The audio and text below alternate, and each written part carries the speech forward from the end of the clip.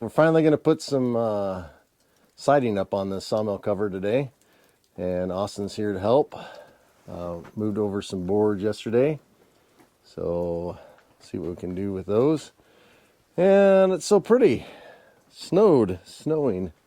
It's probably like 34 degrees out here.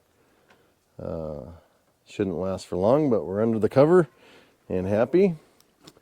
So get to it.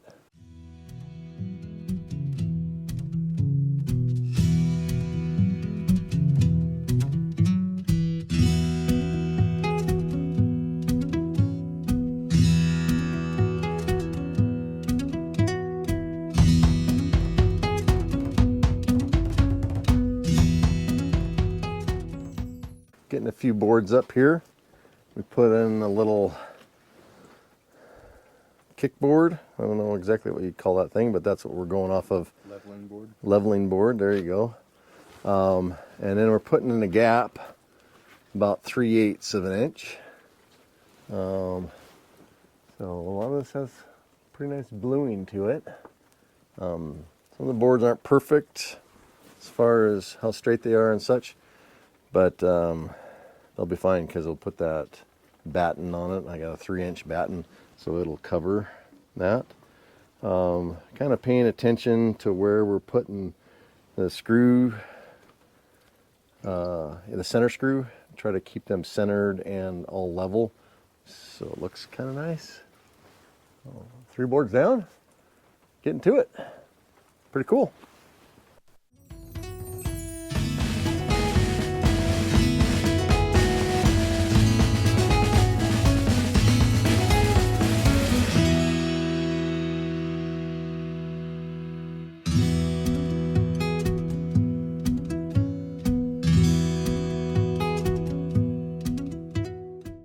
All right, we got the first wall, the boards up. You know, rough cut lumber. We just started doing using the level to make sure that the things are plumb. And so that's why there's some gaps there in the bottom, but definitely have a little bit of white mold growing on certain areas. Like there's a little white mold. I think we're just going to let it weather through the winter and then pressure wash it. Put the battens up now, but then pressure wash it, and then we have this finish that we're going to put on it after everything dries out nice. But that looks good. Ended up using a full 10-inch board on the far side, so great success. Looks nice.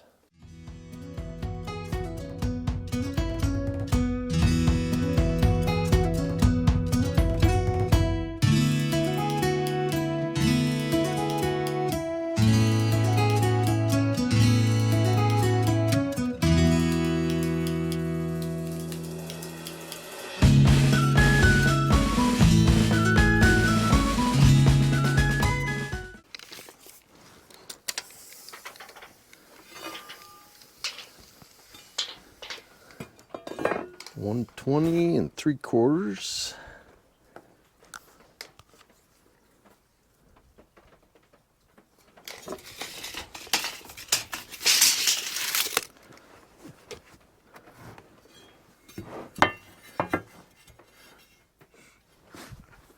And then a 3/12 pitch.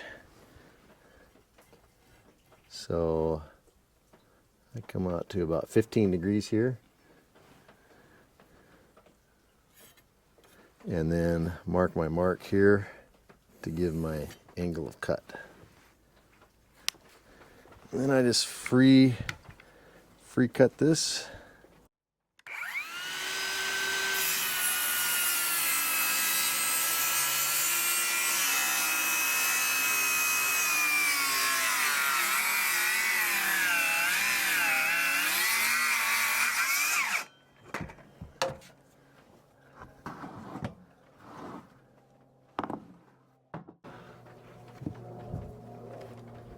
And this is what we call our storyboard.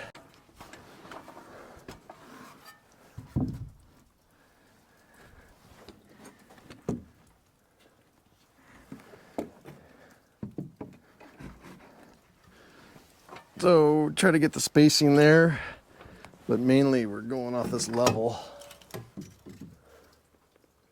And that looks pretty decent there.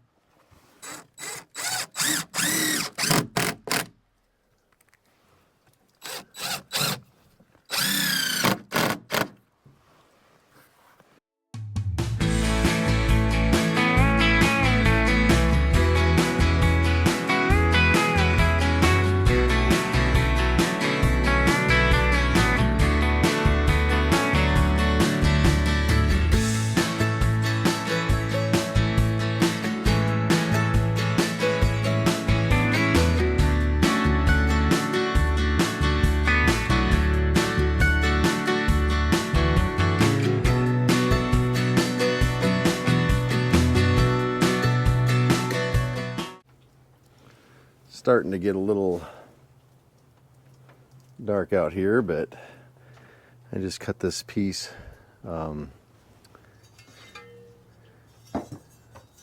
This has proved to be very accurate here. Go to your mark for your upper length, and then you swing this around to, I've been doing 15%, which is just a little above 3, and that's what I had found before our roof pitch is. And so then that gives you a straight line there. And then I just went up and did some quick measurements around the post. So it might be a little tight. We'll have to see whether this one fits. All right, let's see.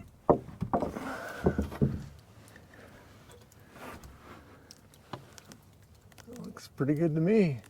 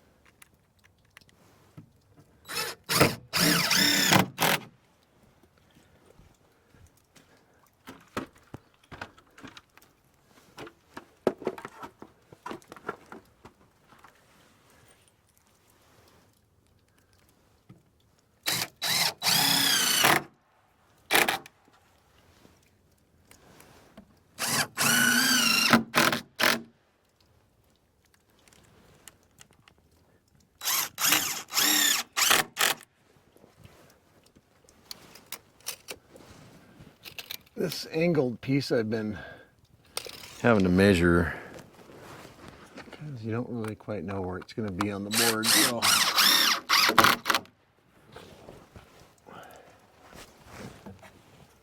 got one more to screw in there.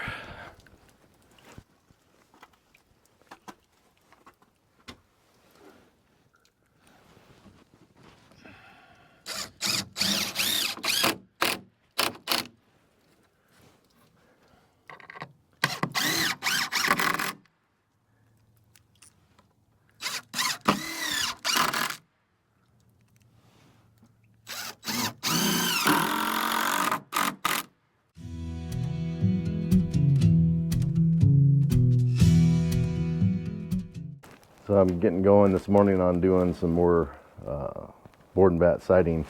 Wanted to kind of explain how I'm orientating these boards to the wall. So these are I just drew these green lines in, but that's the growth rings of the tree, and so over time that I call it a smile, so that smile is going to want to straighten out, and so that means that the board's going to cup from the center out that way.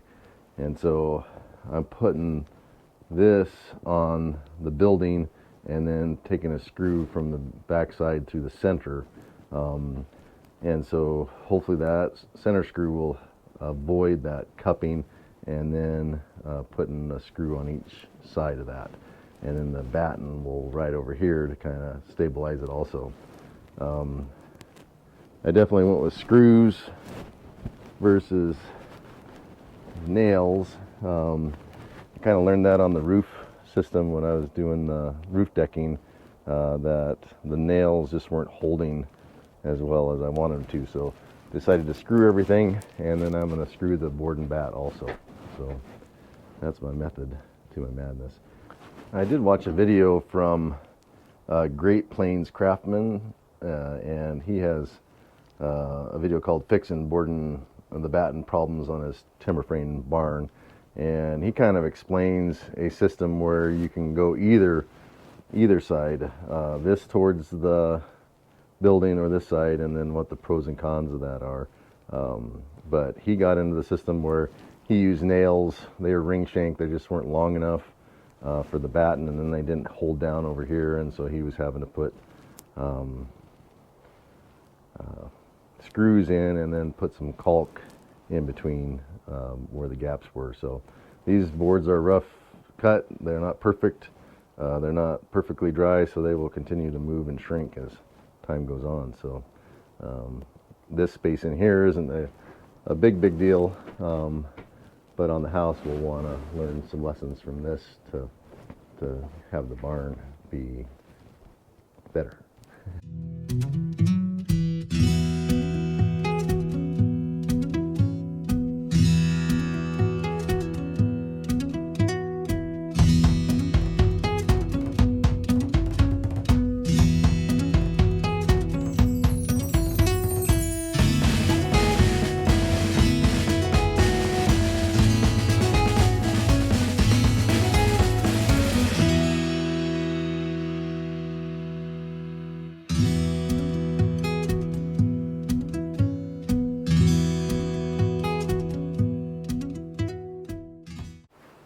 So this wall went up fairly quickly.